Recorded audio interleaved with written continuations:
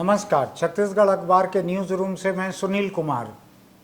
आज मैं पाखंड की कुछ खबरों को लेकर आपके बीच हूं, जो देश भर में जगह जगह से निकलकर आते ही रहती हैं। बड़ा आस्थावान देश है ये, लोगों का अपार भरोसा है। धर्म पर है, संप्रदायों पर है, जातियों पर है, बाबाओं पर है, मौलवियों पर है, चंगाई सभा करने वाले जो पादरी हैं उनके ऊपर है, सबके ऊपर भरोसा है। हर पत्थर पे भरोसा है, हर पेड़ पर भरोसा है। देवी देवता ईश्वर सभी तरह के वहाँ तो है ही। इसमें से कुछ किस्म का भरोसा नुकसान नहीं करता, लेकिन कई किस्म का भरोसा इतना खतरनाक है कि वो लोगों को ऐसे तांत्रिकों के पास ले जाता है जो बलात्कार कर रहे हैं, कई दूसरे बाबाओं के पास ले जाता है जो जेल में हैं। आसाराम का किस्सा आपने सुना हुआ होगा। ये आसाराम वही है जो बापू कहलाता था, आसाराम बापू।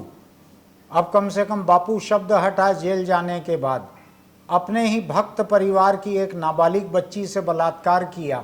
इतना पुख्ता मामले के इतने गवाहों की मौत हुई संदिग्ध तरीके से, रहस्यमय तरीके से, कि अब कोई अदालत हिंदुस्तान की इस आसाराम को जमानत देने को तैयार नहीं है, क्योंकि इतने गवाह मारे जा चुके हैं इसके। छोड़ेंगे तो और जाने क्या होगा। खैर, तो ये हिंदुस्तान ऐसे बाबा लोगों का देश है। ऐसे कई तरह के स्त्री पुरुष दोनों ही हैं, कई किस्म की महिलाएं भी इस काम में हैं।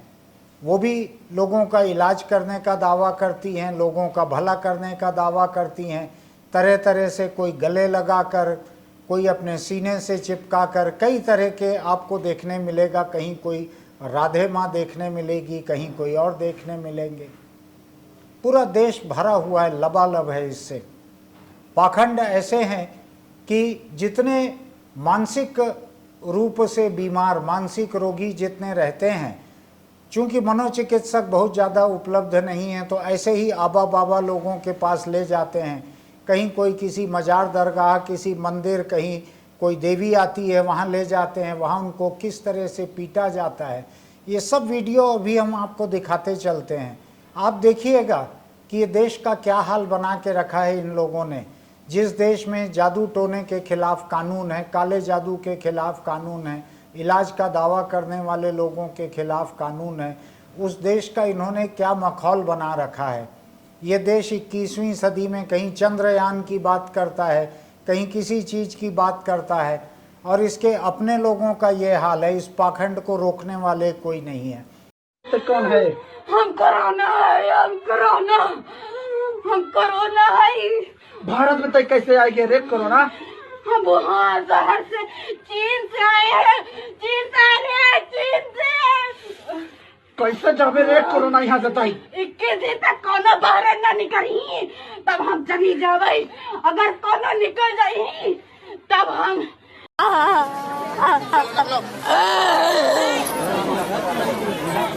चलो बोले बम बम, बोले बम बम, बोले।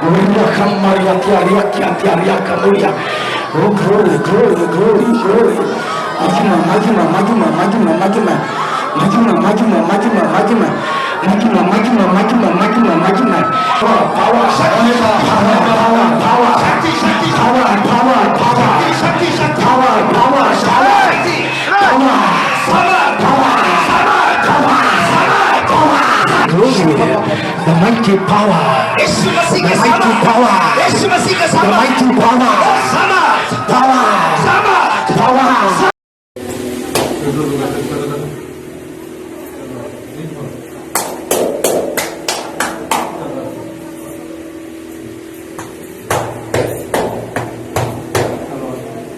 ओम बढ़ा दीजिए 2.5 से 3 इंच लंबाई। ओम शिव सक्रिय कर दी जाए, स्मृतियाँ आगे रखी जाए। पीछे भी रहे तब भी स्मृति सक्रिय रहेगी। लंबाई बढ़ा दीजिए। बैलेंस 3 बार बोलिए ओम नमः शिवाय। ओम नमः शिवाय, ओम नमः शिवाय, ओम नमः शिवाय। बैलेंस। आँख खोलिए। अब आप मूवमेंट करेंगे तो आपको लगेगा कि आप लंबे हो गए हैं और वही स्मृति आपकी आपको लंबा करेगी। कैसा लग रहा है? लग रहा है कि मैं लंबी हो रही हूँ। हाँ जी तो वो स्मृति आप में आ गई है। अब यही स्मृति आपको लंबा करेगी। जी बाबा जी। एक 5-6 महीने में लंबी हो जाएंगी। जी बाबा जी।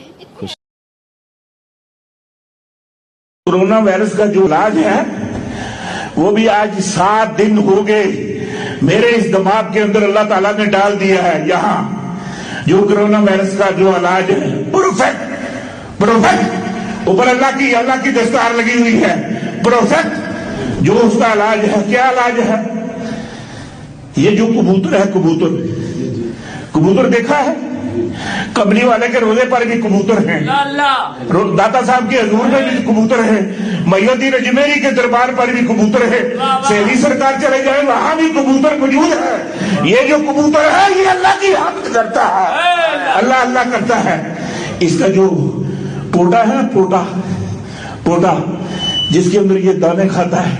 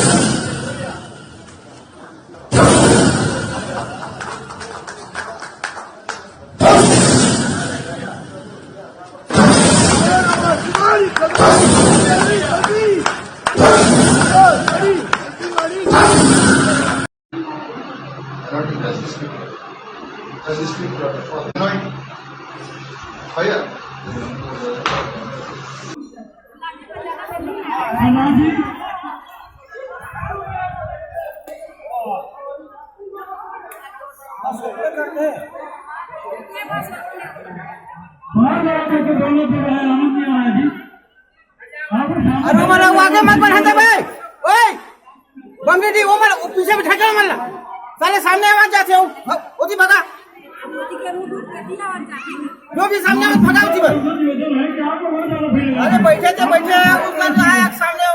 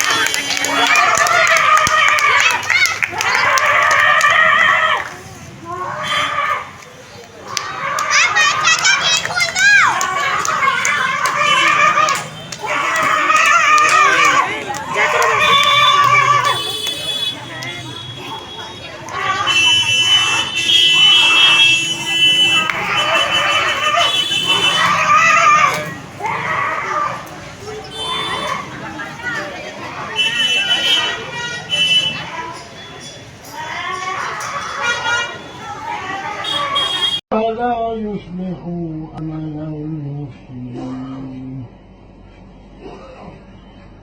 بسم الله الرحمن الرحيم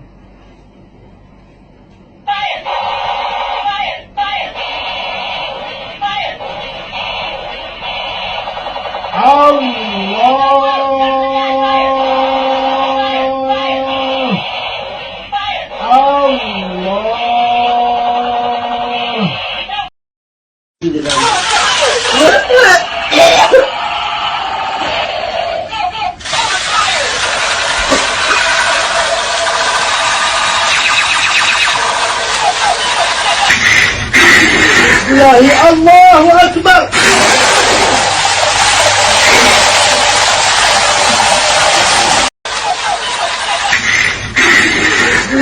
الله أكبر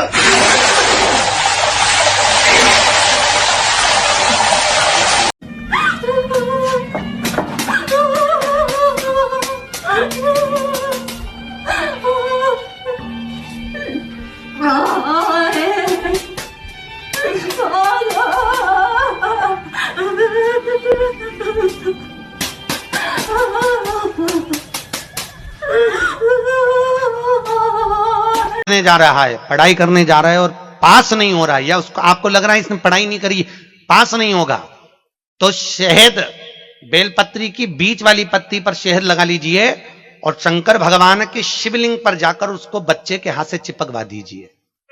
बच्चे ने भले पढ़ाई नहीं करी हो पूरी साल, पर बच्चा उस सब्जेक्ट में जिस दिन वो बेलपत्री चिपका कर आएगा उस दिन उस सब्जेक्ट में बच्चा पास होकर ही रहेगा, उसका एग्जाम उसको अच्छा प्राप्त होगा। इन्हीं सब मुद्दों पर बात करने के लिए हमने आज यहाँ आमंत्रित किया है डॉक्टर दिनेश मिश्र को।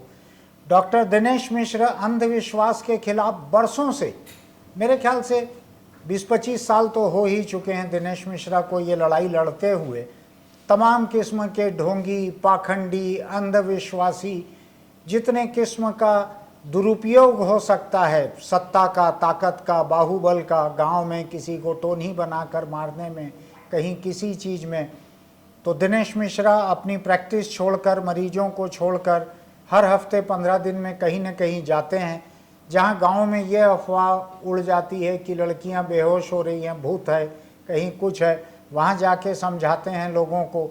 लगातार अपने स्तर पर अकेले लगे रहते हैं। दिनेश, आपका स्वागत है इस कार्यक्रम से। आपसे पहले भी हम बात कर चुके हैं एक बार। मैं ये समझना चाह रहा हूँ, ये जितने किस्म के ये तांत्रिक, बाबा, कहीं देवी आती है किसी को, कहीं कोई मजार दरगाह है, कहीं कुछ है, कहीं कोई झाड़ू मार रहे हैं। अभी एक मैंने देखा, एक कोई मुस्लिम बाबा है, वो टॉय गन लेके उससे बंदूक से कोरोना वायरस को मार रहा है, दूसरे इलाज कर रहा है। क्या है ये सब, क्या हालत है? देखिए, ये पूरी तरह से अंधविश्वास का मामला है और इसका प्रमुख कारण जो है हमारी शिक्षा प्रणाली भी है, जिसमें हम वैज्ञानिक सोच को बढ़ावा नहीं दे पा रहे हैं। जो तर्कशीलता की बात होती है, जो लोगों को जानकारी देने की बात होती है, आज भी बहुत सारे क्षेत्र ऐसे हैं जहाँ पर लोगों को बीमारियों के बारे में जानकारी नहीं है। वे मानसिक रोगियों को समझते हैं कि उनको किसी भूत प्रेत ने पकड़ लिया है, और ऐसे बहुत सारे स्वयंभू बाबा पैदा होकर जो भूत प्रेत भगाने के लिए दरबार लगा रहे हैं, दिव्य दरबार लगा रहे हैं, जो कि एक प्रकार से रोगियों का ये शोषण है, क्योंकि वे सभी रोगी हर दरबार में जाकर के वैसा ही चीखते चिल्लाते हैं और लोगों के सामने हरकतें करते, और बाबा अपना गदा लेकर के, त्रिशूल लेकर के भूत भगाने की बात करता है कि मैं इनका भूत भगा दिया हूँ, जबकि उनमें एक हिस्टेरिकल अटैक होता है। वो अटैक कुछ देर झूमने के बाद में खुद ठीक हो जाता है। तो ये मानसिक रोगों की बात हो गई। इसके साथ ही बहुत सारे ऐसे भी लोग हैं जो अपने प्रवचनों में, कथा में डायबिटीज़ ठीक होने की बात करते हैं, तो कोई ब्रेन कैंसर ठीक होने की बात करता है, तो कोई किडनी के ठीक होने की बात करता है, और लाखों की भीड़ जिसको पूरी तरह से कहना चाहिए राजनीतिक संरक्षण प्राप्त है। सभी राजनीतिक पार्टियां ऐसे लोगों को समर्थन करती हैं, उन्हें सिक्योरिटी दी जाती है, उनके आने जाने का इंतजाम किया जाता है, उनके लिए आयोजन पूरा करते हैं, इनके लिए आयोजन करते हैं। तो ये, लेकिन एक ऐसे छोटे से सिर्फ स्वार्थ के लिए पूरी की पूरी जनता को ऐसे अंधविश्वास में जो झोंकने की जो बात है, यह पूरी तरह से गैर नैतिक भी है और ये अनुचित भी है। इसके लिए एक बहुत बड़े जागरण की आवश्यकता होती है। आप इसको गैर कानूनी क्यों नहीं बोल रहे हो? कानून है इसके खिलाफ, इस तरह के इलाज का दावा करने वालों के खिलाफ, उसमें शायद सजा का इंतजाम भी है। जी, गैर कानूनी भी है ये, क्योंकि इसके संबंध में एक भारत सरकार का कानून है, drug and magic remedy act 1954 का। इसमें 54 ऐसी बीमारियां हैं जिसमें अंधत्व से लेकर के कैंसर है और भूत प्रेत की जो बात होती है, साइजोफ्रेनिया है, मेंटल डिसीज़ है, इन सब बीमारियां 54 बीमारियों को लेकर के उस पर कानून बनाया था सरकार ने। 1954 में यह पास हुआ है कि अगर इसके संबंध में कोई भी व्यक्ति या कोई भी बाबा या कोई भी ऐसा व्यक्ति जो ताबीज़ देता है, मंत्र पढ़ता है, भभूत देता है इनको ठीक करने के लिए, तो पूरी तरह से गलत है। और इस कानून के अंतर्गत उसको सज़ा हो सकती है, जेल हो सकती है, जुर्माना हो सकता है। लेकिन सबसे बड़ी विडंबना ये है कि इस कानून का पालन करने के लिए कोई आगे नहीं आता है। और यहाँ तक जब हम भी कई बार इस कानून की जानकारी प्रेस के माध्यम से, यहाँ तक कि थानों में भी जाकर देते हैं, तो भी इस कानून पर बात नहीं होती। ज़्यादा से ज़्यादा वो 420 वाले मामले पर दर्ज होता है। अगर इस कानून पे बात हो तो उनको किसी चीज़ की आवश्यकता नहीं हो कि ऐसे विज्ञापन जो हैं लगातार मौजूद रहते हैं, न्यूज़ चैनल में रहते हैं, उनके बहुत सारे व्हाट्सएप में रहते हैं, उसके आधार पर उनको सजा दी जा सकती है। लेकिन उस पर कोई बात नहीं होती, उस पर कोई कार्रवाई नहीं होती है। पिछले करीब 20 सालों से हमने सुना नहीं कि कोई भी ऐसा मामला जो है इस drug and magic remedy act के अंतर्गत कोई दर्ज हुआ है और उस पर किसी को सजा हुई है। जबकि सरकार चाहे तो बिना किसी दूसरे कानून की प्रतीक्षा के भी इस कानून के अंतर्गत ऐसे सभी बाबाओं को जो तांत्रिक हैं, जो इलाज करने की बात करते हैं, उन्हें सजा दे सकती है, उन्हें जेल दे सकती है। जबकि एक यह भी बात है कि कई बार जिनकी जो शुरुआत होती है ऐसे बाबाओं की, वे शुरुआत तो प्रवचन से करते हैं, भजन से करते हैं। धीरे धीरे वो लोगों की बीमारियों, इलाज, उनका भविष्य बताने, उनका बहुत सारी चीज़ों के बारे में बात करने लगते हैं, परेशानियां दूर करने। कल ये घटना अभी आज ही समाचार में आई है कि एक व्यक्ति ने किसी से 30 लाख रुपए ठग लिए। उससे हवन करने के लिए वो फ़ोन मांगता था, सैमसंग के फ़ोन मांगता था कि हवन करना पड़ेगा, उसको जलाऊंगा। जबकि अच्छा? ऐसी बहुत सारी चीज़ें वो घर ले आता था। हाँ। उसके नाम से, हवन के नाम से। हाँ। तो ऐसे बहुत सारे ठग हैं। वो महाराष्ट्र का ठग था। हाँ। जो ऐसे धार्मिक गुरुओं के भेष में रहते हैं, अलग अलग साधु संतों के भेष में रहते हैं, लेकिन लोगों को ठगते हैं। आज भी ऐसा कई बार होता है कि आप शनिवार के दिन निकल जाइए, आपको नागपुर महाराष्ट्र की ओर से आते बहुत सवेरे सवेरे ऐसे कुछ लोग दिखेंगे जो गेरुए वस्त्र में शनि के नाम से घरों घरों में जाकर लोगों को डराते धमकाते हैं, उसके नाम से चंदे वसूलते हैं। हाँ। उन पर भी कोई कार्रवाई नहीं होती ऐसे। और बाकायदा वो शनिवार की रात में पैसेंजर पकड़ के वापस नागपुर या महाराष्ट्र चले जाते हैं। अच्छा। ऐसे बहुत सारे लोग हैं। हफ्ते में एक दिन की रोजी है उनकी। हाँ, वो शनिवार के नाम से लोगों को तंग करते हैं। लेकिन सिर्फ शनिवार की बात नहीं है, अलग अलग दिन पर अलग अलग लोगों का है। कोई बुधवार के नाम पे, कोई मंगलवार के नाम पे, अलग अलग देवी देवताओं के नाम पर लोग ठगते हैं। कोई कहता है मैं हनुमान जी के नाम पर, तो कोई शंकर भगवान के नाम पर। ऐसा बहुत सारे अलग अलग, किसी ने ईसा मसीह को पकड़ रखा है। हाँ। तो किसी ने उनको अल्लाह को पकड़ रखा है। हाँ। सभी धर्मों में ऐसे बहुत सारे लोग हैं। हाँ। जिनके ऊपर कार्रवाई होना चाहिए। हाँ। बहुत सारे लोग ऐसे ठीक हैं जो सिर्फ प्रवचन देते हैं, लोगों को समझाते हो जाते हैं। हाँ। लेकिन इनकी संख्या बहुत कम है। ऐसे लोगों की संख्या बहुत अधिक है जो लोगों को ठगते हैं, उन्हें गुमराह करते हैं, इलाज के नाम पर, बीमारियों के नाम पर, नौकरी के नाम पर, उनके भविष्य के नाम पर ऐसे लोगों को गुमराह करते हैं। मैं तो एक बौद्ध भिक्षु का वीडियो देख रहा था जिसमें वो बौद्ध भिक्षु बौद्ध कपड़े पहने हुए अपना झाड़ू लेके किसी को मार मार के इलाज कर रहा है। अब ये किसी और देश का भी हो सकता है, लेकिन वो मौजूद है ऐसा वीडियो। ये बतलाओ मुझको आप कि सरकार में शिकायत करें, पुलिस में शिकायत करें, उसके बावजूद ये कोई कार्रवाई करना क्यों नहीं चाहते हैं? क्या ये खुद भी अंधविश्वास से भरे हुए हैं और डरते हैं कि ये कोई श्राप दे देंगे?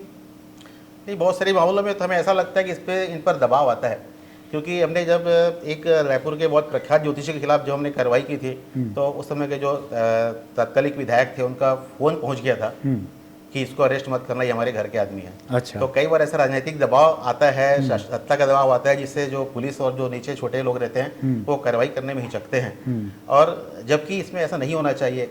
एक बार चंगाई सभा में हमने एक रायपुर के एक बड़े नेता से, जो मंत्री भी थे, उनसे पूछा हमने कि साहब आप उसको उदाहरण करके क्यों जा रहे हैं, हम तो उसके विरोध में धरना दे रहे हैं। हाँ। तो उन्होंने यह कहा कि हम तो ऐसे हैं, गोबर हैं, जहां भी जाएंगे कुछ चावल के दाने उठा के लाएंगे। हाँ। तो जहां अगर सिर्फ वोट की बात होती है और सिर्फ अपने फायदे की बात होती है, वहां पर वैज्ञानिक सोच तो पीछे छूटने लगती है। ये वैज्ञानिक सोच का हाल मुझको ये दिख रहा है। एक कोई प्रवचन करता है, इन दिनों बड़ी शोहरत है उसकी, वो आता है तो लाखों लोग इकट्ठे होते हैं, रास्ते जाम हो जाते हैं। उसका एक वीडियो देख रहा था मैं, वो लोगों को एक नुस्खा बता रहा था कि अगर बच्चा पढ़ने में होशियार नहीं है, कुछ है, तो बेल का ऐसा पत्ता ले लीजिए, उसको इस तरह से शिवलिंग पे रख दीजिए, उससे आपका बच्चा बिना पढ़े पास हो जाएगा। देखा है आपने ऐसा कुछ? जी हाँ, मैंने देखा है। ऐसे बहुत सारे वीडियो अलग अलग किस्म के हैं। लोगों को परीक्षा पास कराने के से लेकर के उनके प्रमोशन, उनको नौकरी दिलाने, बीमारियों को ठीक करने, उनके जीवन की समस्त बाधाओं को दूर करने, रुद्राक्ष बांटने तक के वीडियो हैं। लेकिन वास्तव में जब बहुत भीड़ जमा हो जाती है तब ये लोग खुद संभाल नहीं पाते हैं, वहाँ पर दुर्घटनाएं होती हैं, जैसे कि अभी पिछले दिनों सीहोर में हुआ था। तो ऐसा लगातार होता रहता है, लेकिन उसके बाद भी जो प्रशासन है, स्थानीय प्रशासन, उसको जो कार्यवाही करना चाहिए कि ऐसी जगहों पर भीड़ क्यों जमा हो रही है, कहाँ से इतना इनके पास में फंड आ रहा है जिससे ये लोग इतने बड़े बड़े बोर्ड लगा रहे हैं, इतने ऐसी इनको पूरा संरक्षण मिलता है। इस पर जांच होना चाहिए और इस पर निश्चित रूप से अगर होती है तो बहुत सारे लोग जो हैं ऐसे भटकाव में जाने से बचेंगे और नहीं उनका पैसा खर्च होगा। और बहुत सारे बाबा तो ऐसे भी आपने देखा होगा कि जो टीवी चैनलों में उनका बकायदा बैंक का अकाउंट नंबर बैंक दिखाता अकाउंट है नंबर, कि आप इस एडवांस नंबर पर, बुकिंग। हाँ, आप एडवांस पर पैसे दीजिए। निर्मल बाबा जैसे उनका सुना होगा, तो उनके दरबार में जाने के लिए पहले पैसे जमा कराते थे। हाँ, एडवांस जी, बुकिंग। तो ऐसे बहुत सारे लोग हैं जिनके बहुत सारे धंधे चलते हैं उसमें। कुछ लोग उसके साथ में सिर्फ प्रवचन के साथ में अगरबत्ती बेचते हैं, कोई दवा बेचते हैं, साबुन, तेल इत्यादि बहुत सारी चीजें, अचार तक बेच रहे हैं। तो ये सब बेच रहे हैं, तो एक प्रकार से व्यापार जैसा बनने लगता है। तो उसमें सिर्फ उनको लाभ चाहिए, उनको देश की जनता क्या कर रही है उसके बारे में उनको कोई चिंता नहीं है। लोगों के स्वास्थ्य ठीक हो रहा है नहीं हो रहा है। कई बार तो ये भी कहा था कि योग करने से आप ठीक हो जाओगे, फिर योग पीछे छूट गया। उसके बाद दवाइयाँ आना शुरू हो गई आयुर्वेदिक, उसके बाद में जीन्स बनना शुरू हो गई, जेवर बनने शुरू हो गए। तो जहाँ से पैसा मिले, अगर यही उद्देश्य रह जाता है, अगर ऐसे जो लोग लोगों को ठीक करने के नाम पर उनका अगर उत्थान की बात करते हैं तो निश्चित रूप से घातक है। दिनेश, ये बतलाइए, सत्ता के जो लोग हैं, जो बड़े बड़े नेता हैं, बड़े बड़े अफसर हैं, मैंने एक ऐसे बाबा को देखा था, स्वामी को, जो यहाँ आते थे तो बड़े बड़े जज, बड़े बड़े अफसर उनके लिए रेलवे स्टेशन के प्लेटफॉर्म पर लेट जाते थे। बाद में उनके नाम पे बड़े बड़े विश्वविद्यालय बन गए, बड़े बड़े कॉलेज, विश्वविद्यालय सब बन गया उनके नाम पे।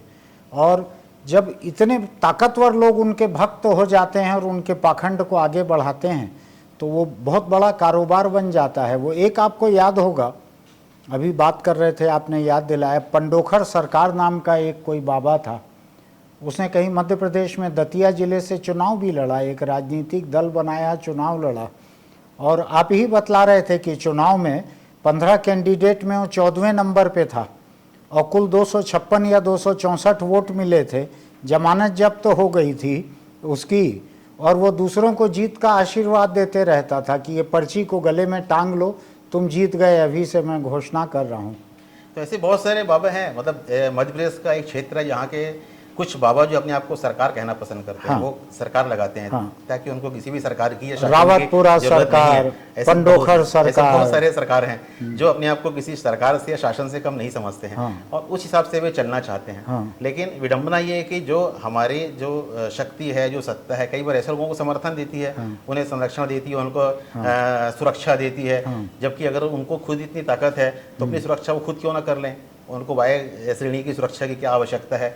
बीमार होने पर वो अस्पताल में क्यों भर्ती होते हैं, बीमार होने पर खुद सरकारी अस्पताल में भर्ती होता है, लोगों को कहते हैं आप हमारे यहाँ करके इलाज कराइए। चुनाव लड़ने के लोग आशीर्वाद देते हैं, खुद अगर लड़ते हैं तो उनकी जमानत जब्त जाती है, वो 200-250 वोट पाते हैं ताकि उनका नाम तक लिस्ट में नहीं आता है कि वो भाई कौन सी पोजीशन पर थे। मैं आपको एक दिलचस्प किस्सा बताता हूँ। ऐसा एक बहुत नामी गिरामी बाबा, बहुत ही नामी गिरामी, वो छत्तीसगढ़ में चौमासा कर रहा था। तो एक दिन, और सत्ता के लोग बड़े करीबी थे उसके, बहुत ही करीबी। तो एक मंत्री का बेटा पहुंचा एक डर्मेटोलॉजिस्ट के पास कि डॉक्टर साहब तुरंत चलना है महाराज जी को देखने के लिए, और लेके गया वहाँ पे। और महाराज जी के बाहर 2 लोग बैठकर पैर दबा रहे थे, उनके जो शिष्य हैं वो। फिर डॉक्टर को भीतर ले जा के बैठाए, फिर महाराज जी को लेके आए भीतर। तो उन्होंने बतलाया कि इनको यहाँ पेट में, छाती में यहाँ कहीं खुजली हो गई है, स्किन की बीमारी हो गई है। तो उन्होंने कहा कि दिखाइए ज़रा कुर्ता हटा के। तो कुर्ता हटा के दिखाए तो दिखा उनको कि यहाँ खुजली हो गई है। तो और देखना चाहते थे कहाँ तक फैली है।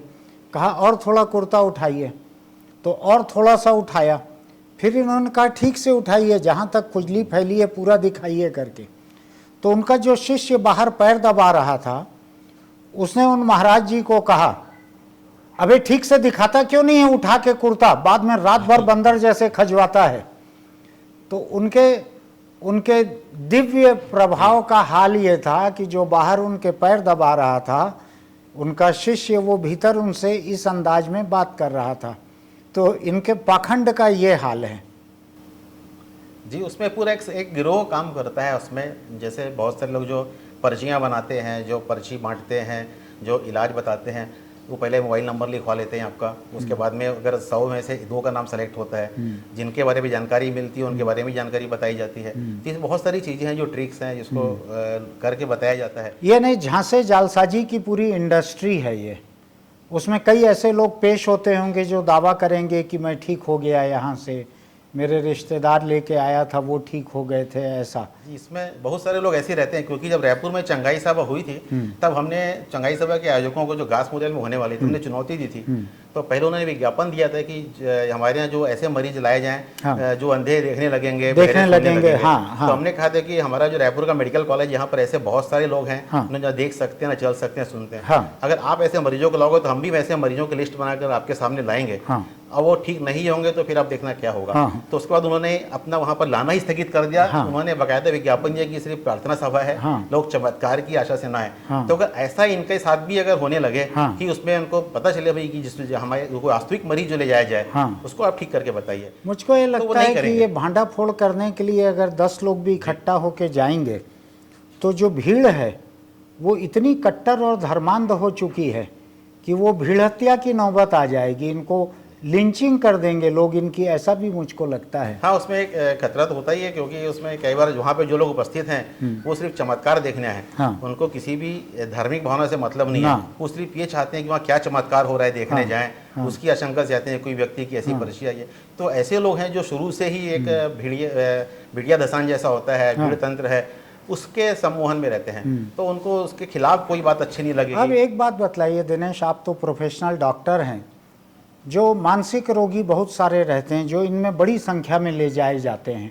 कहीं दरबार में, कहीं दरगाह में, कहीं किसी को देवी आती है वहाँ पर ले जाए जाते हैं। सरकार इस बारे में पर्याप्त क्यों नहीं कर पा रही है? क्यों इनके इलाज की, परामर्श की, काउंसलिंग की कोई व्यवस्था नहीं कर पाती सरकार? क्यों ऐसा होता है?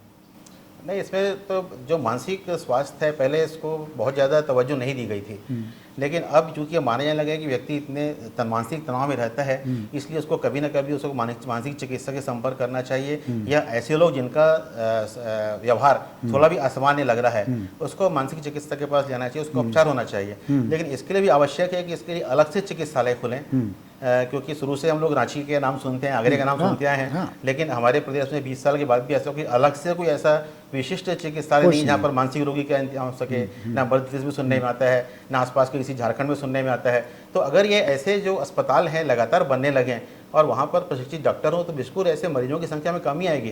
क्योंकि अभी भी जो हम देखते हैं कई बार मानसिक रोगी जो रहते हैं, कई बार उनको बहुत ज़्यादा परेशान रहते हैं, कई बार कोई आत्महत्या कर रहा है, कहीं कुछ कर रहा है, इतना प्रेशर रहता है। तो इनसे उनका अगर ये ठीक हो जाते हैं तो वो समाज के लिए बहुत उपयोगी सिद्ध होंगे और वो काम भी। मुझको ध्यान है 2000 में जब ये नया राज्य बना उस वक्त जेल के कैदियों के लिए पूरे प्रदेश में, अविभाजित मध्य प्रदेश में, केवल ग्वालियर में एक मानसिक चिकित्सा अस्पताल था कैदियों के लिए।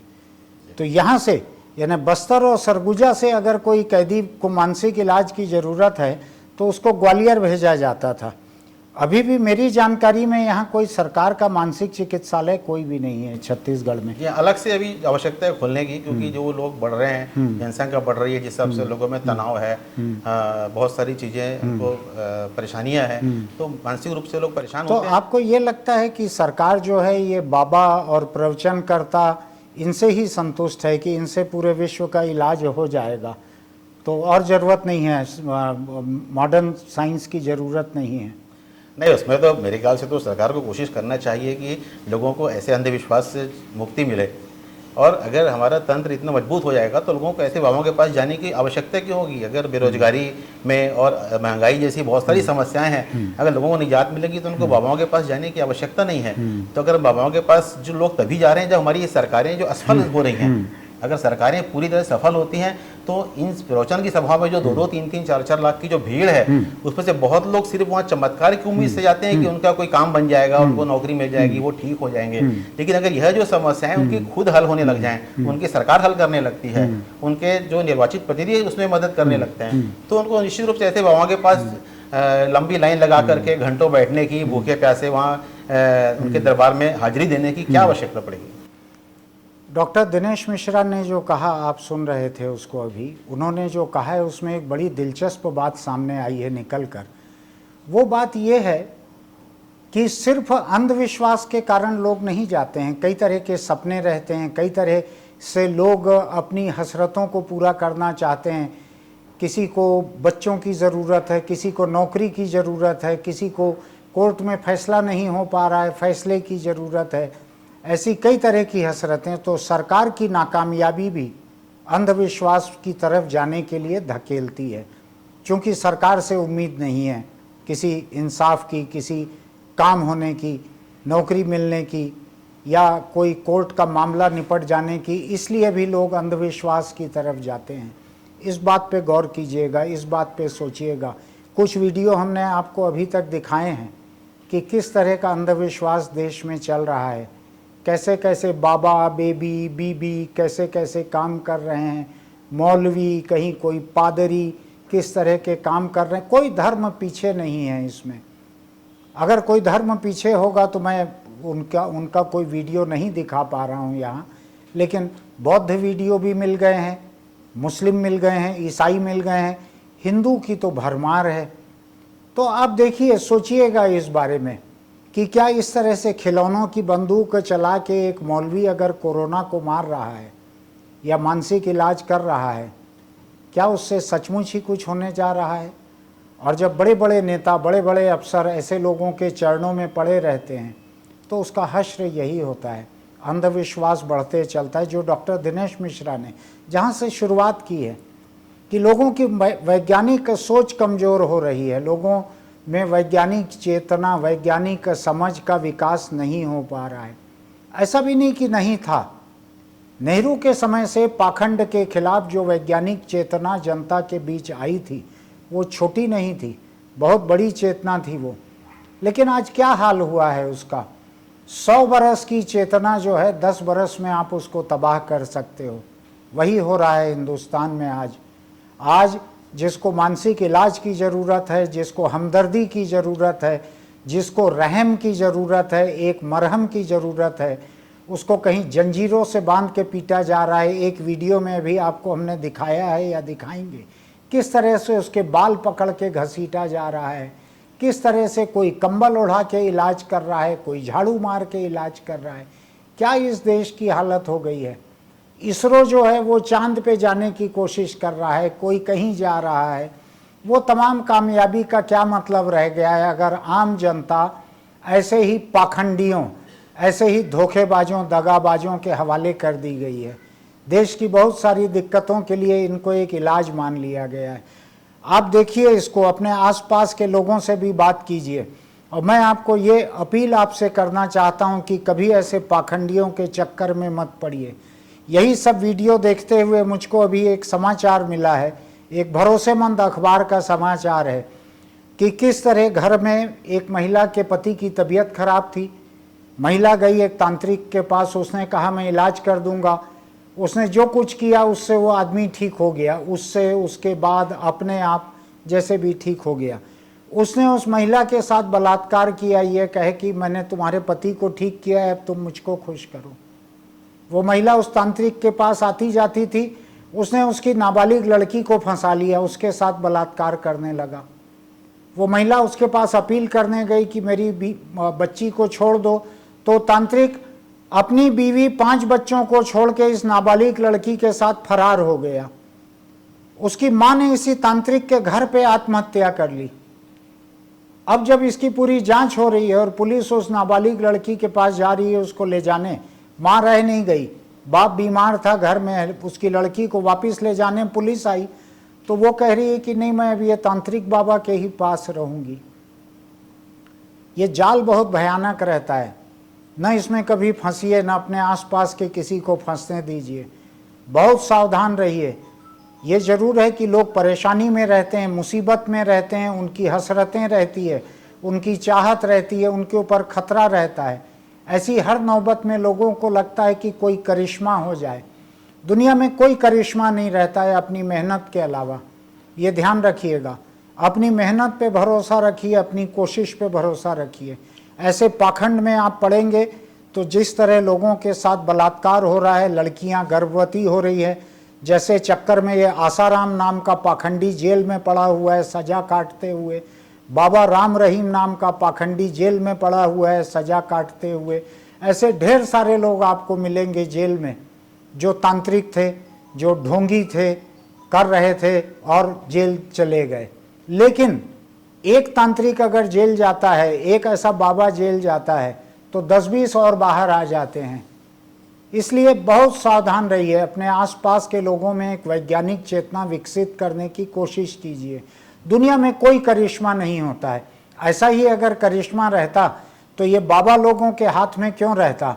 जो जाने माने भगवान ईश्वर दूसरे हैं, वहाँ से आपको करिश्मा मिल जाता। ये इंसानों के पास आपको क्यों जाना पड़ता? सावधान रहिए, हम चाहते हैं आप बचे रहें, आगे हमारे कार्यक्रम आप देखते रहें।